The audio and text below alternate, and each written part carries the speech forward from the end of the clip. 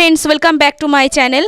और देखो आज के ताड़ाताड़ी खेते बसे गेছি কেননা আজকে আসবে হচ্ছে এসি ফিটিং করতে, কেননা বড় একটা কাজ রয়েছে আর তাড়াতাড়ি না খাওয়া দাওয়া করলে অনেকটা ধুলো উঠতে পারে। আর বলতে বলতে ভাইরা চলেও এসেছে এসি ফিটিং করার জন্য। আর আমরা প্রায় 10 দিন আগে হচ্ছে এসিটা বুকিং করেছিলাম। আর এখন এই যেহেতু গরমের জন্য অনেকটা দিতে সময় লাগছে, তাই জন্য ওরা এসে এত লেট করে ফিটিং করে দিয়ে গেছে। তারপরে আমাদের এসি ফিটিং করা হয়ে গেছে আর মা দেখো লেগে পড়েছে ঘর পরিষ্কার করতে।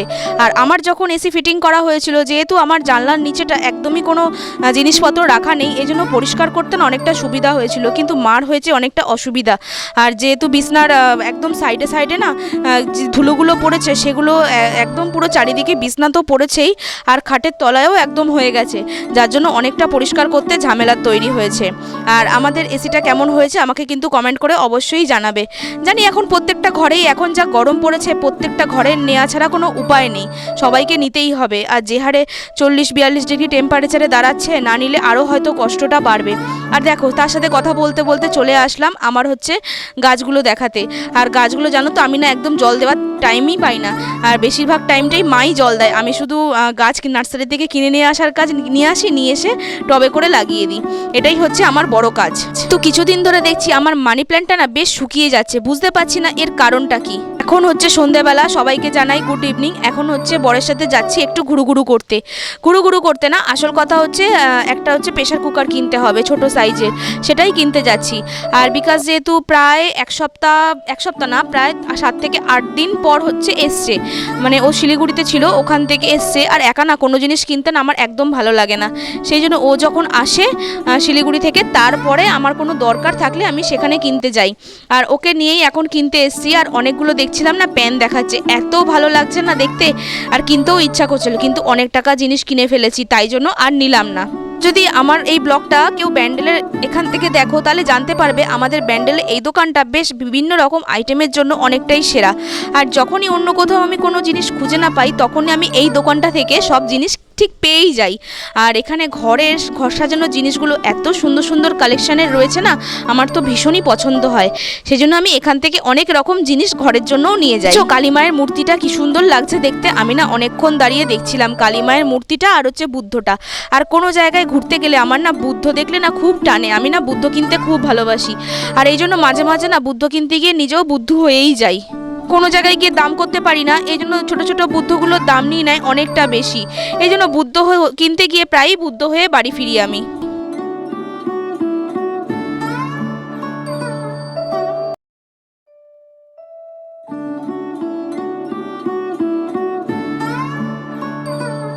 এই দেখো আমি এখন এতগুলো জিনিস কিনেছি, একটা প্রেসার কুকার কিনেছি, আর কিনেছি হচ্ছে মিল্টনের কিছু বোতলের সেট। আসলে বোতলগুলো খারাপ হয়ে গেছিলো, সেই জন্য কিনে নিলাম। তারপরে কেনাকাটা করে সোজা বাড়ি চলে আসলাম, এবং বাড়ি এসে ঢুকে পড়লাম হচ্ছে রান্নাঘরে। কিনা আজকে রাত্রের তরকারিটা করতে হবে, যেহেতু সকালবেলা অনেকটা কাজের প্রেশার ছিল, এই জন্য সকালে তরকারিটা করে রাখা হয়নি, তাই ভাবলাম ঘুগনি করে নিই। আসল কথা মা ঘুগনি দেখলাম মটরটা সেদ্ধ করেও রেখেছে, আর এদিকে মশলাটা করাও আছে, সেই জন্য ঘুগনিটা করে নিয়ে তারপরে মোটামুটি কাজ আজকে রাত্রির মধ্যে কমপ্লিট। কাজ তো মেয়েদের আবার শেষ হয় না, আরও তার মাঝে অনেক কাজ থাকবে, সেগুলো তোমাদের সাথে শেয়ার করব। তো নিরামিষ তরকারি একটু বেশি সময় লাগবে না, খুব তাড়াতাড়ি ঝটপট করে ফেলতে পারবো। আর রাত্রিবেলার দিকে আমিষটা আমরা খুব কমই করি, যা আমিষ খাওয়া হয় অন্তত দিনের বেলার মতো হয়ে যায়, রাত্রিবেলা একটু হালকা নিরামিষ খাওয়ারই চেষ্টা করি। আর দেখো মশলাটা এখন বেটে নিচ্ছি, আর মশলাটা বেটে নিয়ে তারপরে একটু জল দিয়ে নেব কষিয়ে। আর নিরামিষ ঘুগনি করতে না বেশিক্ষণ সময়ও যেরকম লাগে না, আর একটু হালকা মশলা দিলেই হয়ে যায়।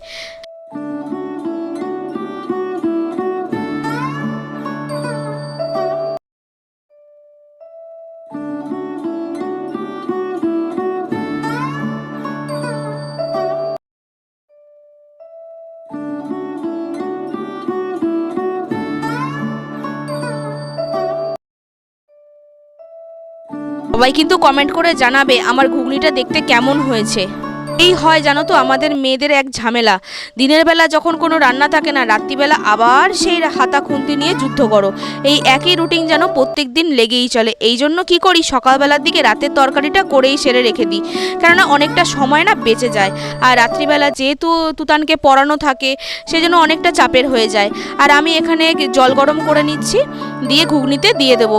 কেননা কাঁচা জল দিলে না ঘুগনির টেস্টটা না একদম খারাপ হয়ে যায়। আমি যখন কোনো তরকারি কষাই তারপরে যখন জলটা দিতে হয় সেটা আমি গরম জলই দিই, কারণ তাতে টেস্টটা না অনেক বেটার আসে। আর এটাও তাই করেছি। দেখো এখন জলটা দিয়ে দিয়েছি, এবার ঘুগনির মতো ফুটতে থাকুক, আমি আমার মতো কাজগুলো সারতে থাকি। শেষে কিন্তু তোমাদের লুকটা দেখালাম, কেমন হয়েছে কিন্তু কমেন্ট করে আমাকে অবশ্যই জানাবে।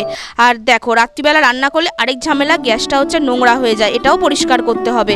আর এখানে আটাও নিয়ে নিয়েছি মাখবো বলে।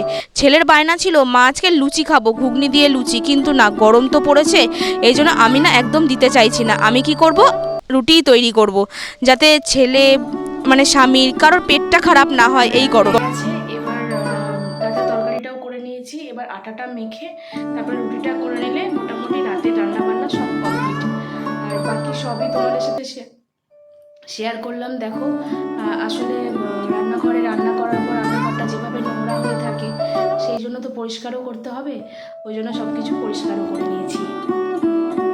সব রান্নাবান্না করার পর আমার ছোট্ট কিচেনটা আমি কি সুন্দর সাজিয়ে গুছিয়ে নিয়েছি। তো বন্ধুরা আজকের মতো ব্লগটা আমি এখানেই শেষ করলাম। ভিডিওটা যদি ভালো লেগে থাকে অবশ্যই লাইক করো।